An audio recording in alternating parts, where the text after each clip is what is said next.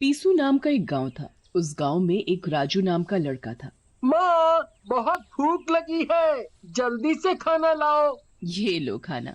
आज मैंने तुम्हारी पसंद का बनाया है सब। माँ, आप बहुत अच्छी हो। माँ, मैं जरा थोड़ी देर बाहर टहल कर आता हूँ, खाना भी पच जाएगा साथ में। बहुत खा लिया है आज। राजू बाहर टहलने चला जाता है। तभी पीछे से कुछ आवाज सी आती है राजू को।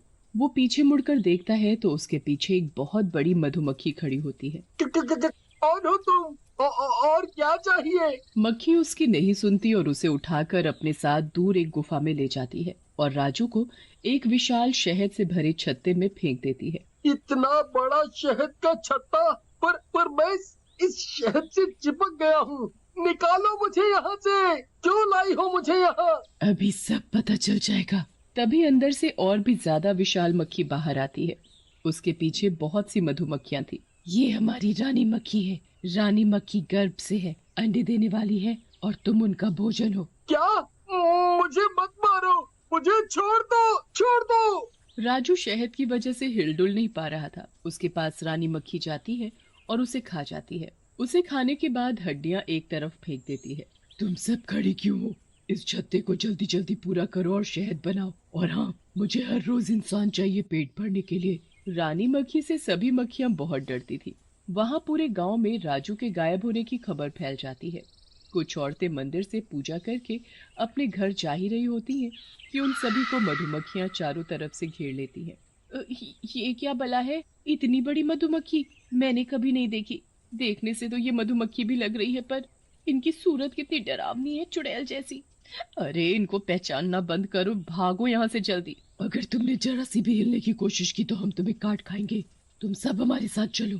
साथ? कहाँ ले जाना चाहती हो हमें? जाने दो, हमारे बच्चे हमारी राह देख रहे होंगे। बच्चे?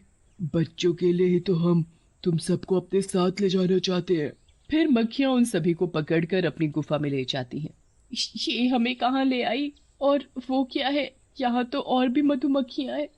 कितनी बड़ी हैं ये सब। पर ये सब क्या कर रही हैं? दिख नहीं रहा। वो शहद का छत्ता, वो भी कितना बड़ा। उसमें सब शहद बना रही हैं। पर ये हमें यहाँ क्यों लाई?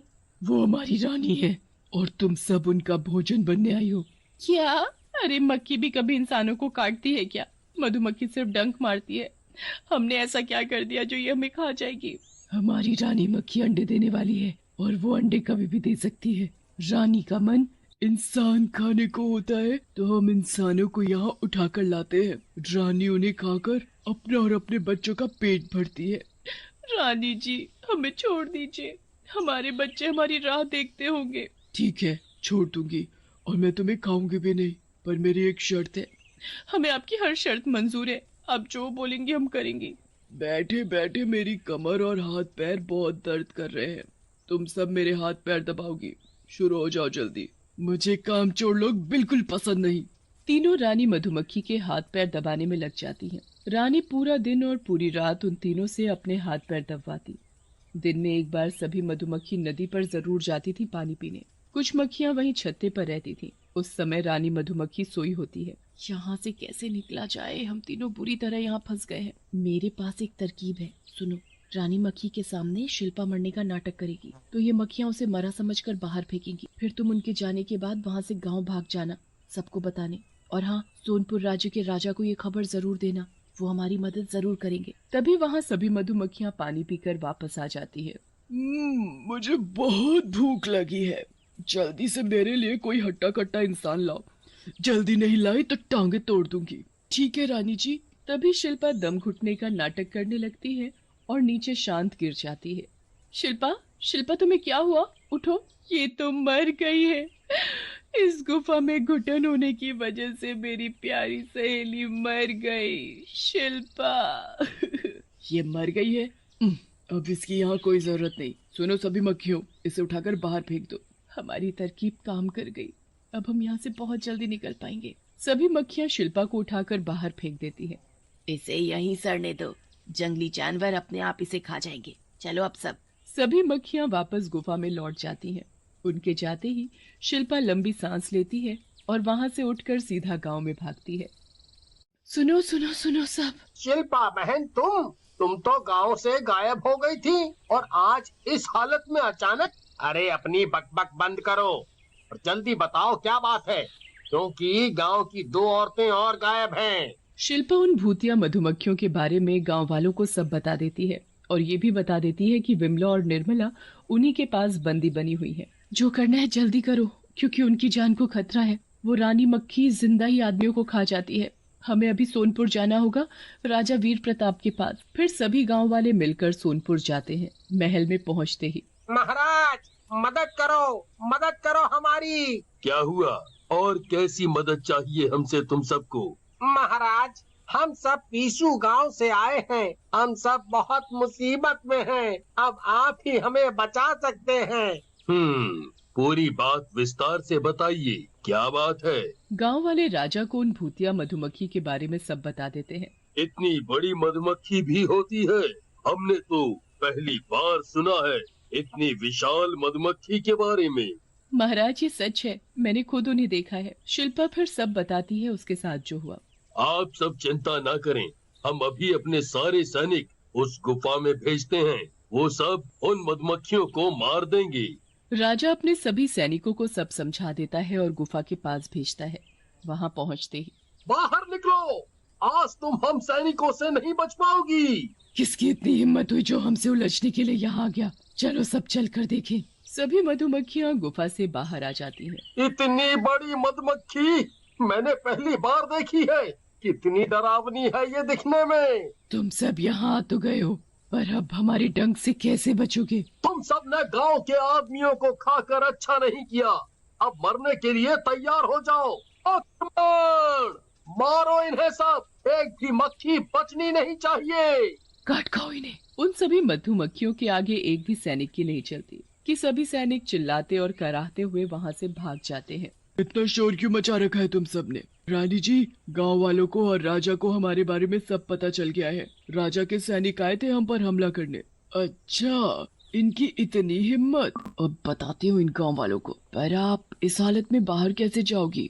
वो देखो, मैं सभी अंडे दे चुकी हूँ। अब बस इन अंडों से मेरे प्यारे बच्चे निकल जाए। अगर इन अंडों को यहाँ कोई नुकसान पहुँचाने आएगा, वो मेरे हाथों से मारा जाएगा। अभी चलो मेरे साथ सभी। रानी मक्खी के पीछे पीछे सारी मक्खियां उड़ती हुई गांव पहुंचती हैं और लोगों पर हमला करने लगती हैं। बचाओ बचाओ बचाओ, कोई बचाओ हमें।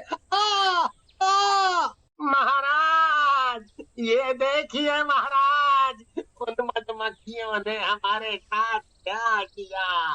सभी को बुरी तरह काटा है। ये उन्होंने अच्छा नहीं किया। अब हम खुद जाएंगे। हम भी तो देखें जरा, कितनी विशाल मक्खी है। राजा अपने साथ कुछ सैनिक और भी लेकर जाता है। वहां गुफा के सामने पहुंचते ही, निकलो बाहर, हमसे करो मुकाबला। उन बेबस लोगों को क्यों मारती हो? अच्छा, राजा की इतनी हिम्मत जो हमसे उलझने के लिए यहाँ आ गया। तुझे तो अभी निकल जाऊंगी। सैनिकों और राजा के ऊपर सभी मक्खियां टूट पड़ती हैं। राजा जी, ये मक्खियाँ भूतिया हैं और बहुत ताकतवर भी। हमें इनके सामने बल का नहीं, बुद्धि का इस्तेमाल करना पड़ेगा। इन मक्खियों को हम आग के जरिए ही मार सकते हैं, क्योंकि ये मधुमक्खी आग से बहुत डरती है महाराज। फिर खड़े क्यों हो? अपने साथ सभी सैनिकों को भी बुलाओ और इस गुफा के चारों ओर आग जलाओ। सभी सैनिक मिलकर गुफा के चारों ओर आग जला देते हैं। सभी मक्खियां आग देखकर डरने लगती हैं। राजा, ये तुमने सही नहीं किया। मैं तुमसे विनती करती हूँ, इस आग को बुझा दो। बिल्कुल नहीं। तुमने कितने लोगों की जान ली है, अब तुम सब मरोगी।